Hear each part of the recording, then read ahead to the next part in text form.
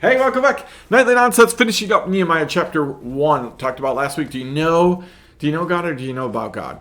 Right? It's important because Nehemiah is going on behalf of his people to God. You want to make sure that the people who are going on behalf of you to God actually know God.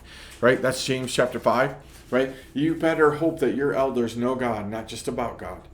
Right? They know God. I got lots to say about whether they do or not. I have lots to say about whether they, whether lots of people do or not. But we're going to save it for another time. Let's go to Nehemiah chapter 1. I want to pick it up verse 10. It says, we're at the end of Nehemiah's prayer, right? He's just said, hey, God, you've promised that no matter how far away we are from you, if we humble ourselves, if we repent, you're going to gather us. You're going to bring us back to yourself. Verse 10, Nehemiah then says boldly, they are your servants, your people, whom you have redeemed by your great power and by your strong hand. That's 5 yours in that sentence.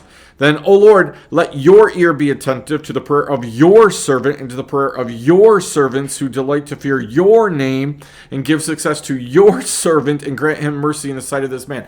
Do you know that in 2 verses, Nehemiah says 10 times your? 10 times Nehemiah uses the word your. That's crazy. Got to be some kind of a record, right? Nehemiah prays to God and says, these are your people.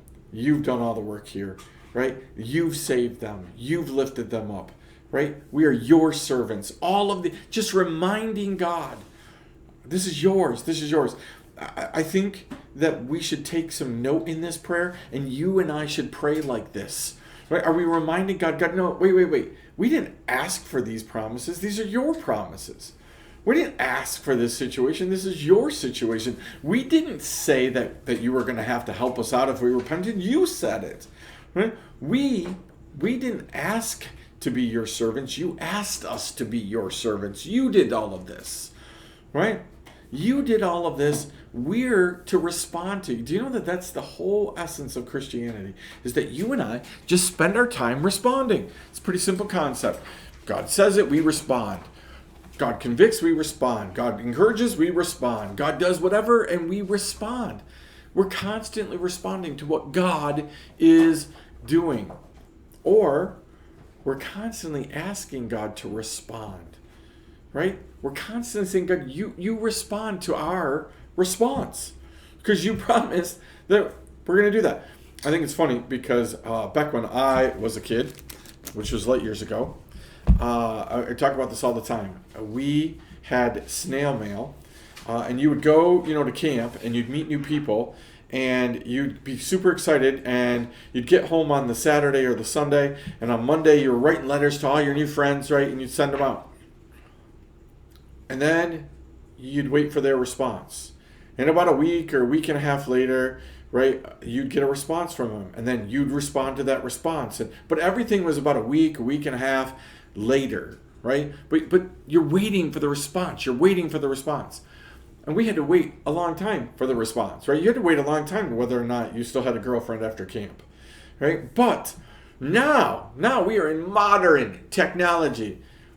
If I have to wait more than 1 minute for a text, I get really worried, and I start asking people if they're okay, right? Because I assume that when they text me, hello, how are you? That they're waiting on their phone with bated breath for my response. And when I finally respond to them, they're like, oh yes, heaven moved, he responded, and they respond right back to me. But that's not the way it works. I've sat with people in meetings, and they've never checked their phone. 2, 3, 4 hours go by, and they don't look at their phones. Those poor people who want something from them, they have to wait like 4 hours to respond. God does not hesitate in his response. Just sometimes we have to wait for the response, for the right time. How many times have you sent out a letter or a card or a text or an email, Facebook message, and somebody said to you, wow, that was amazing, the timing on that. That was perfect, the timing on that. How many times has somebody said something, they're like, I've been wanting to tell you a while, I really like this, or I thought this was great, but I just haven't had a chance to tell you. And you're like, wow, that's awesome. How many people post a picture on Facebook and they're just waiting for somebody to like it? Won't somebody like my picture? And we wait and we wait and we wait. Sometimes God says, it's not that I'm not going to respond right now. I'm responding. It's just going to take a few minutes. I'm going to put it in the snail mail. God's not necessarily against using snail mail. God isn't at your disposal to meet your needs instantaneously. And so, again, Nehemiah says, God, you are the only one that can do this. You have to do this. You've got to help us out. This is all about you. You. Let me challenge this with you. Is your life all about you or the you that created you? Is your life all about you? Where you just put your quarter in the machine and just push A5 for whatever you want God to do for you today? God, I need new clothes today. I got to go somewhere tonight. Could you just help me out? Oh, God, I got a date tonight. You just got to make this go right. Oh, God, I need more money in my bank account. C3. I put my quarter in. I put it in the offering plate. I should be able to get that, right? That check. Can I get it sooner rather than later, God? Oh, God, I need new friends. Oh, God, I need a new house. Oh, God, I need a new job. Man, we've got a vending machine full of things that we want from God, don't we? F6, G4. Sounds a little bit like bingo. We just put our money in and we want God to just bring out whatever it is that we want. God says, no. I need you to remember that actually life is all about me. You have two choices in life, really. You can spend the rest of your life fighting against God's plan for your life. Oh, you can do a really good job of that. Some of us in seasons, we do a really good job of fighting against God's plan for us. Can remember telling God, nope, not going to be a teacher. Not going to be a teacher, not going to be a teacher, not going to be a teacher. Rehearsed it so well that I told the guy who was interviewing me, I'm sorry, you don't want to waste your time. I'm not going to be a teacher. And he looked at me and said, well, I don't want to be an administrator, but I am, so you and I should probably talk. Right? You get that? Sometimes God says, yeah, no, you can fight. Spend the rest of your life fighting against my plan, or you can embrace me, my plan. Remember, it's me. God's saying that to you, not me, you saying it to God. Nehemiah, he got it right. I'm not saying Nehemiah got it right all the time. I don't even know if Nehemiah got it right all the time. But in this case, Nehemiah got it right. He reminded God of who God was, who God is, and who God will always be. And he's like, God, 10 times, you're God and I'm not.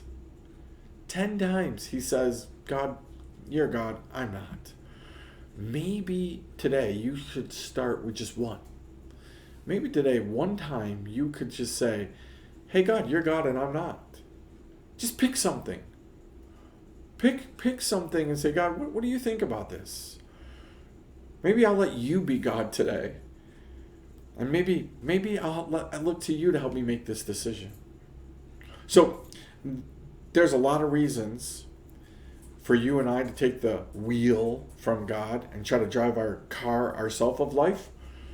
Well, there's one really good reason to say, no, I think I'll let God have the wheel. It's because he knows where the car is going. The rest of us just kind of think we know where the car is going. God knows where the car is going. So buckle up. Remind God who he is. Put yourself in the proper perspective, which is, God, you're God, I'm not. I need you. You do not need me. I want to join you and team up with you in working. We're going to see how this plays out. Chapter 2, Nehemiah, when we come back. Nightly Nonsense.